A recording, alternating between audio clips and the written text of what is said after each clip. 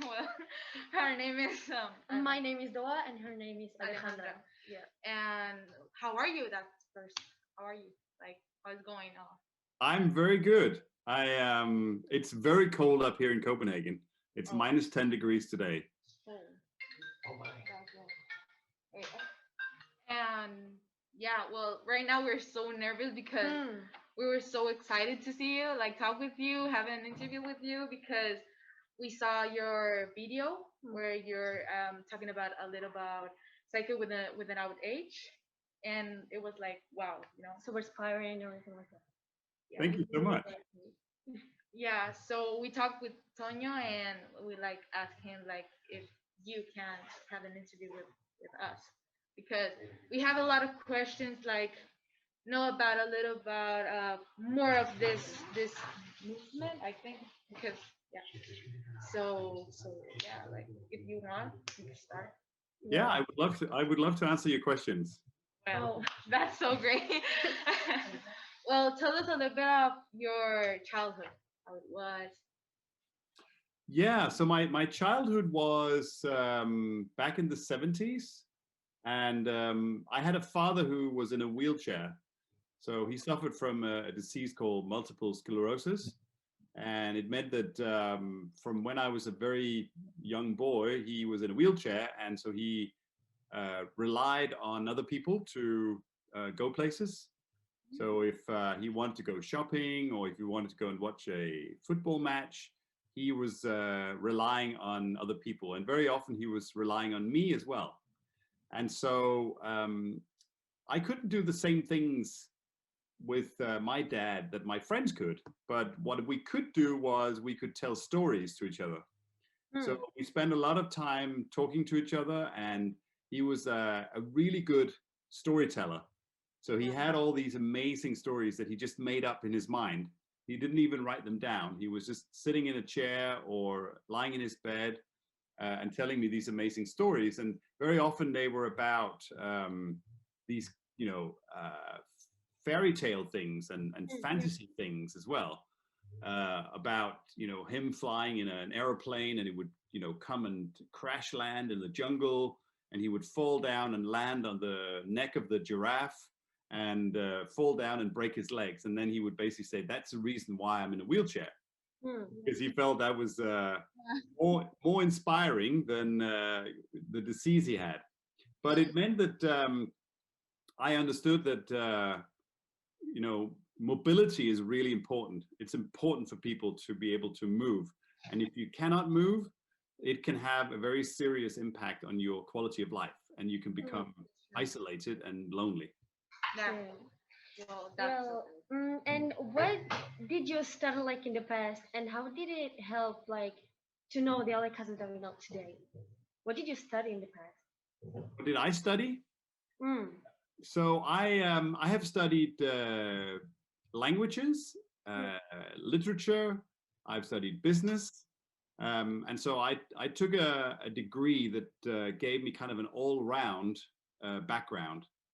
So I was very interested in other cultures. So I've been traveling a lot. I've traveled all over the world because I'm a very curious person. So I'm very curious about other people. I love to talk to people. I love to understand why cultures are different, and also what we have in common. So when I go traveling to, like a couple of years ago, I was in Mexico, and I was very interested in their culture as well, and what I could learn from what they're doing. They are, in Mexico, they're very good at looking after the old people. So the old people are usually taken care of as a part of the family, whereas in my culture, we've kind of developed into a family pattern where the old people live on their own. And so, I feel that we can learn a lot. I also know that in Italy, for instance, they also have some areas where people become very old because they feel they belong. They feel they're part of the community, right? Yeah. Well, it sounds great because like I like in my place, I think the same way that you, because I'm from Colombia, and she's from Morocco. Morocco, Hmm.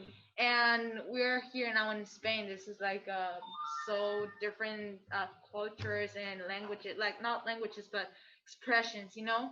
And yeah, what you're saying, that I think the same way that you. That's so true. Yeah, So yeah. it's like, well, you know.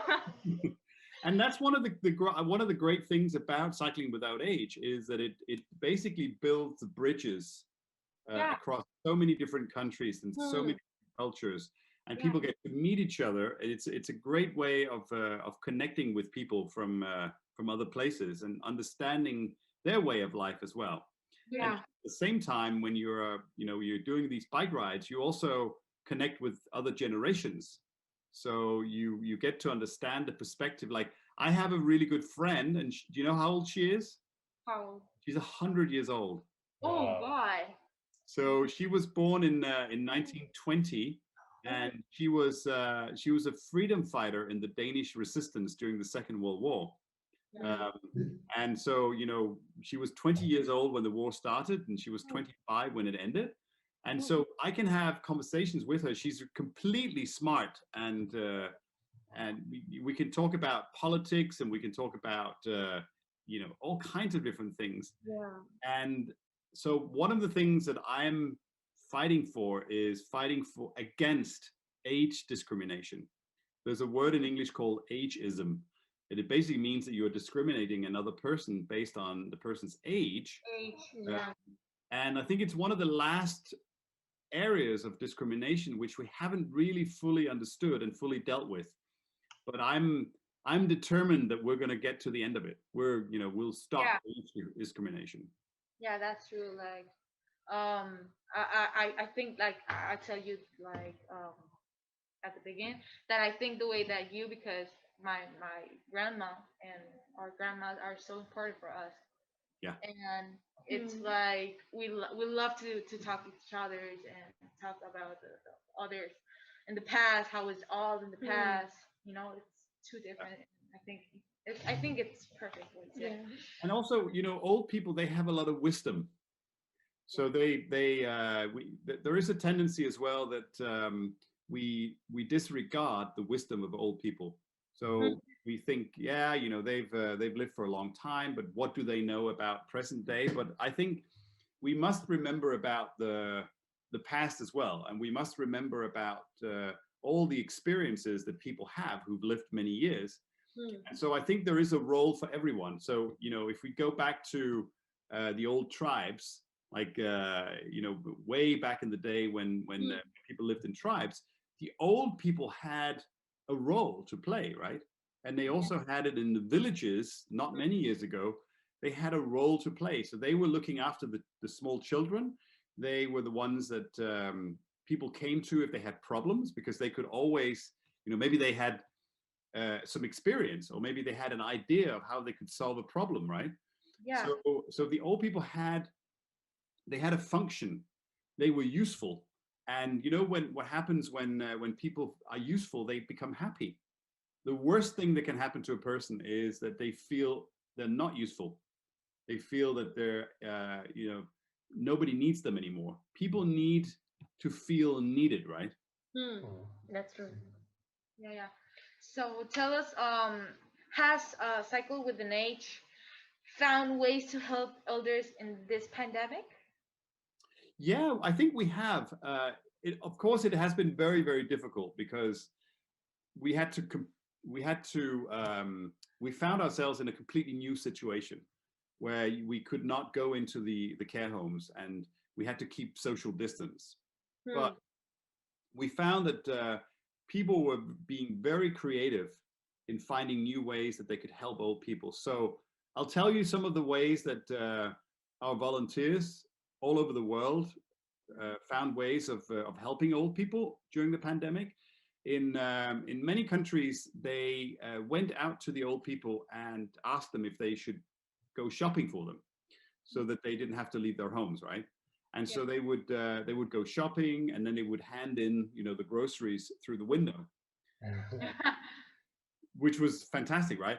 And then at the same time, in some countries, like in Lisbon in Portugal, they took psychologists and healthcare workers and took them in the bike and cycled them out to the old people. And then they had these, what they call balcony talks. So the old people would come out on the balcony, or they would just open the window. And then at a safe distance, they would listen to their problems. Because, you know, if you're an old person and you're isolated, maybe you're unhappy, maybe you can't get your medicine, maybe you feel depressed or whatever. So you need to talk to someone. Yeah. And so the volunteers of Cycling Without Age, they were able to make that happen. And they also came up with different ways of putting screens up on the bikes so that you could safely ride. So there were many different ways that people felt that they could make a difference, even if they couldn't do the normal activity. Yeah, like we did that too in the school, like those things. Yeah, we did the same. Yeah. Exactly.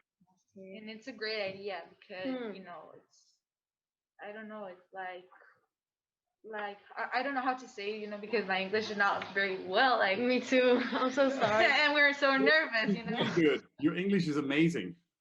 Thank you. But like right now we're so like nervous and like a lot of words are like you know, like switching. Yeah. The thing, Ole, is that these girls haven't had the chance yet to be pilots because they are very young. They didn't tell you anymore. Yeah. How are you? How are We are the 15. next- yeah, we're 15. But 15. this year we turned 16. you? Yeah, but for instance, her sister went to Dublin with Erasmus. She participated as well, and they became pilots and so on. So they know the movement from inside, you know. Yeah. But of course they are in the way, and now we've been almost we haven't gone on rides for almost a year. In September and August we went, but then we stopped. So because you know too many cases here, especially in our province. But we are better, and maybe in 1 month we resume the rides. Anyway, that's good. I look forward to seeing you on the bikes. Yeah, of course. So they go on with the interview. So, what do you think? Like we are learning like during this pandemic. What do you think we are learning about it? as humans. Yeah, I think we as human beings during this pandemic, I think we because we're all being isolated, and you know we have to stay at home, and I think now we all feel what those people who are alone on a normal basis, how they feel, right? So I think the level of empathy in our society will go up. I think once we get out to the other side, and we can already feel it now, that we can feel for other people. We can feel their pain. And I think if you feel other people's pain, it also means that it becomes easier for you to actually help them because you want to help them. So my expectation is that once we get out to the other side, we will have a society where people have more trust in each other, people have more empathy, and people are more willing to help. Like one of the things that I really truly believe is one of the most important things in a human being's life is human kindness, and it can do magic, right? You know, if you decide to put kindness at the center of your world, it will stay with you for the rest of your lives, and nobody can ever take it away from you. So even if you don't have any money, you don't have a house, you don't have anything, you can still have your human kindness. You can be kind to other people, and it'll come back to you. So it's like karma, right? So I think I have seen that because there are so many people who are affected by the pandemic, I can see that people are coming forward to be helpful and to be kind to other people. And I think that's what we can get out of this, empathy and kindness. Yeah, that's true. And now in this moment, it's like, it's the most important thing that we have to do. Tell us, did you expect that cycling with an H will become an international movement so quickly? No, I did not expect that. Because you know, I did not start cycling without age to create a movement. Actually, what I just did, I just wanted to make a difference in the life of just one person, right? So Yeah. it was the man I met on a bench, and I thought it would be really, really nice and cool if I could, you know, just make him smile. If I could just put one smile on his face and give him a chance to experience his local community. And I was kind of thinking of my own dad, because I knew, because he was in a wheelchair, I knew how much he appreciated being taken around. And so it was really just me trying to make a difference in one other person's life. And I think that's also maybe something you can bring along. We don't need to always know the end result. I think as long as we have some good, solid values, like we talked about kindness, for instance, you can do so many things and magic will suddenly happen. And that's what I found, was because I focused on just kindness and generosity, suddenly things started happening, and suddenly magic started happening, and people felt it was something they wanted to join.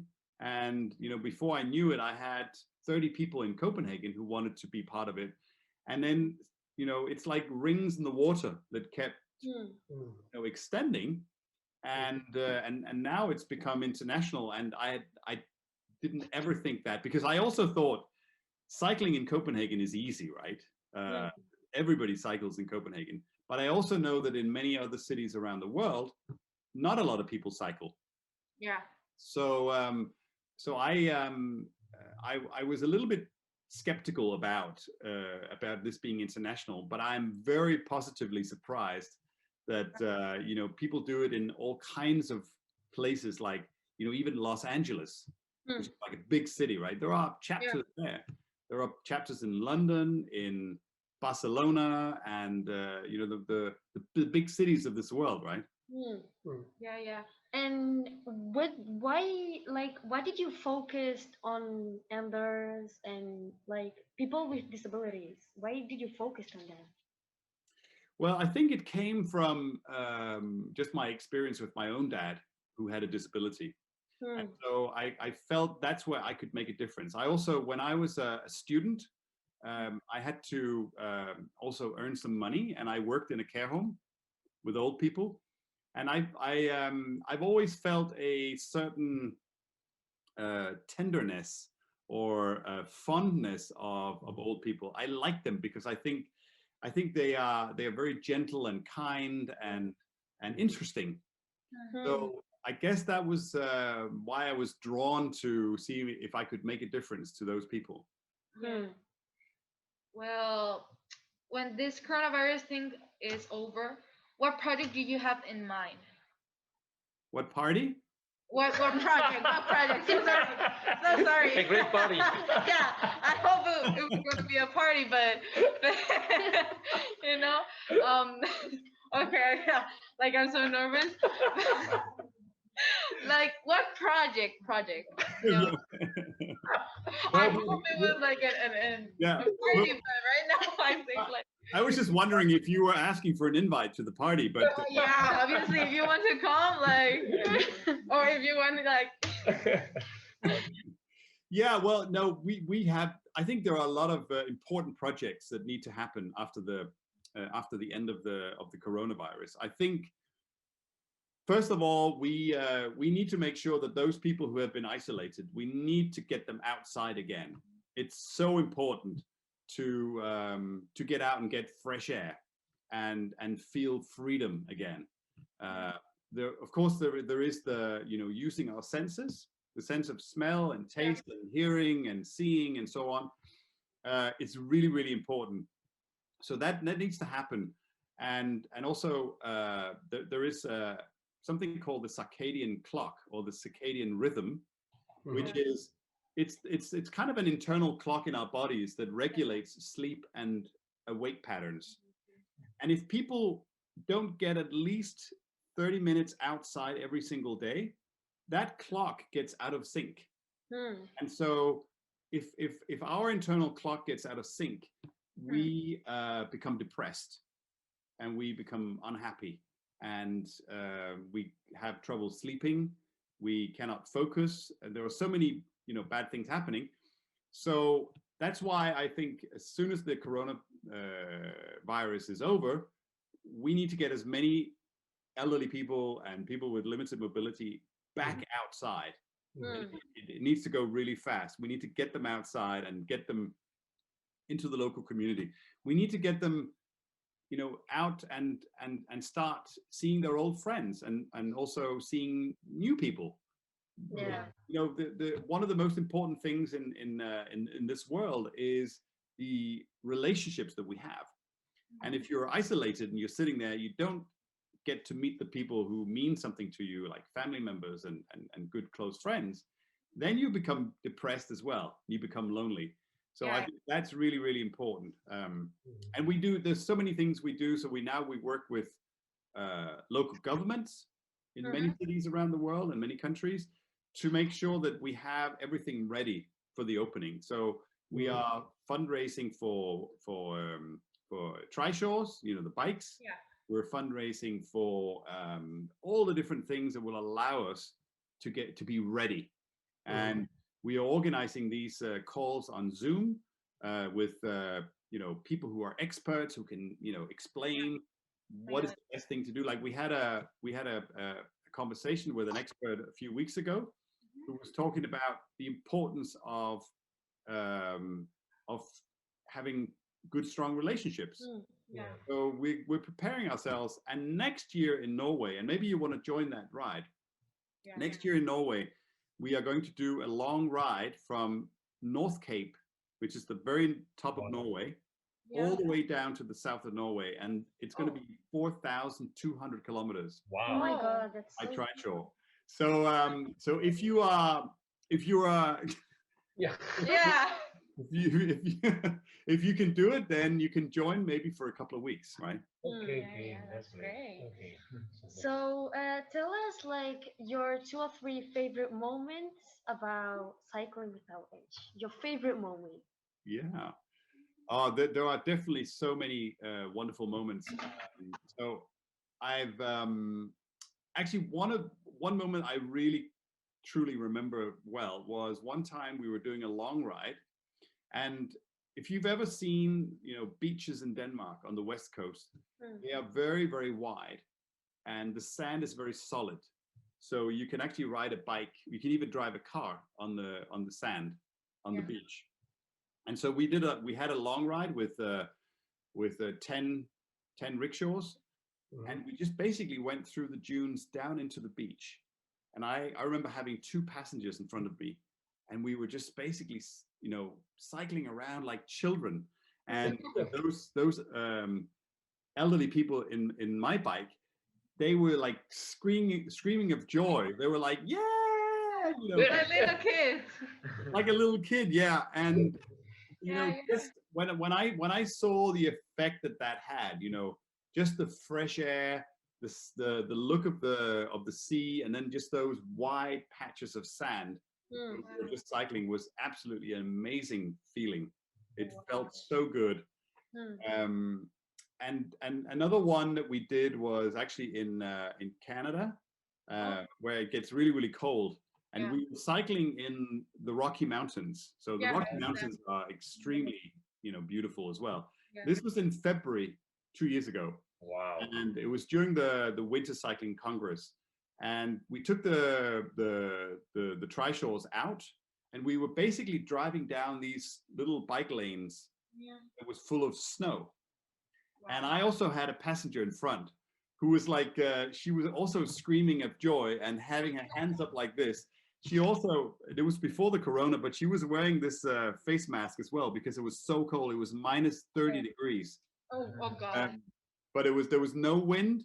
And we were just coming down this beautiful hillside with like a frozen river to one side and a forest to the other side, and you could just see the village.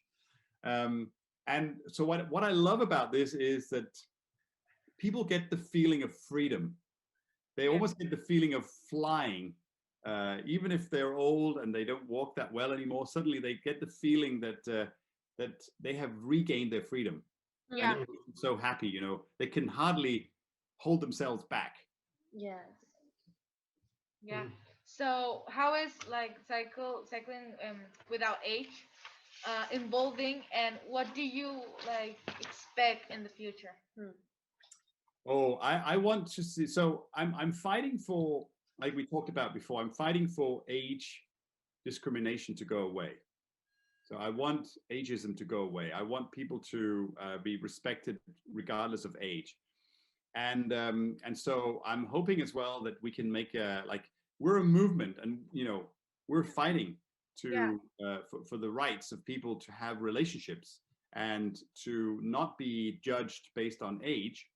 And so I'm hoping that we can have a real impact in this world, that we can impact the policies of governments around the world, that they will change their ways. They will, so every time they build a home for elderly people, that they think about ways in which people can still have good relationships. They can still have mobility. They will be respected regardless of age, so that you know, we have a much happier society. That's what I think should happen. And then I want every single community, every single home with old people, I want them to have a rickshaw. Yeah. Many rickshaws, right? Because I think it's such a wonderful way of spending time together, and you know, cross generations. Yeah. That's So, great. tell us about like something Ashoka a world. Like, what did it mean to you? So yeah, Ashoka is a wonderful organization as well. It's full of these very inspiring people who can, you know, help in all different ways. So I was part of a program last year called the Ashoka Visionary Program, where I was together with 26 other people from many different countries, and they had such wonderful experiences and ideas that we were able to share with each other. And I actually ended up making a partnership with a guy called Harold Gundel, and he's actually working with the Bill and Melinda Gates Foundation. You know Bill Gates, right? The founder of Microsoft. Yeah. He has a foundation called the Bill and Melinda Gates Foundation, and what he wanted to do, he wanted to make sure that everybody around the world who does not have access to a toilet would get access to a toilet, right? That would be clean and healthy and so on. So this guy Harold, who's from Austria, he actually worked directly with that foundation to create a system where you can essentially have clean, healthy toilets all over in even the poorest of countries and the poorest of villages. And so I formed a partnership with him to develop a trishaw that is based on open source, so that everybody can build it locally. So we want people in like countries around the world, like Doa, you said you're from Morocco, right? Yes. So there's a guy in Morocco who's about to set up Cycling Without Age. His name is Hisham, and we want people like him to be able to build the trishaw locally with local materials, because it's far more sustainable. It's a better way for the planet, and it also creates local jobs, right? So we're now working with Harald to create such a bike, and so it just proves to me that Ashoka is just full of amazingly inspiring people. So, what do you think, like, this generation, like, is coming right now? Like, young people born in the 20s, what do you think, like, we will find in the future? Like, things that we will have to, find out. Well, I think you have a lot of responsibility, and I don't mean to put a lot of weight on your shoulders, but you have to you have to clean up the planet after my generation and previous generations, right? But I also think your generation has a lot of wisdom. You have, I mean, just the fact that you and I can have this conversation now, you know, you clearly, you're smart. You can speak languages. You are interested in the world. and you have a willingness to help out. So I think the most important thing you can do is to go out and create trust in communities. I think that's one of the most important things. Make sure that as you build the world of tomorrow, that it is based on trust. Yeah. Like, so I want you to be able to go down the street 20 years from now, and I want you to be able to say to a random stranger, do you trust a stranger? And I want them in 10 out of 10 cases to say, yes, I trust a stranger. That is the most important thing, because if we start becoming divided, then we cannot solve any problems. But if we are united and we trust each other, then there's nothing that we cannot do. We can do everything, and we can solve all the environmental problems, the climate problems. We can solve all the discrimination problems. So I think if you base it on human kindness, then trust will develop. Yeah. And then you can solve all these different problems. Wow. Yeah, that's so true. Yeah. Well, this is our last question. That were the questions. Yeah. Podemos hablar un poquito de lo que hemos dicho nosotros, ¿verdad? Well, we want to talk to you because we're podemos decirlo, ¿no? Yeah. We're going we're now so you tell us we're so interested in this movement, and we're going to into classes to talk about what you're doing, your this Cycle without age, the ejaculate, everything like that. Yeah. I'm so delighted, and I'm so proud that you do that. Yeah, because we saw your video, and it was it was so inspiring and everything like that. We really like it. I told them, these two girls, I wanted the whole group. We are a group of maybe 30 people, 30 students. Yeah. To find ways to make sure that they watched the video, because sometimes students show responsibility and they say, oh yes, we did it, and they don't.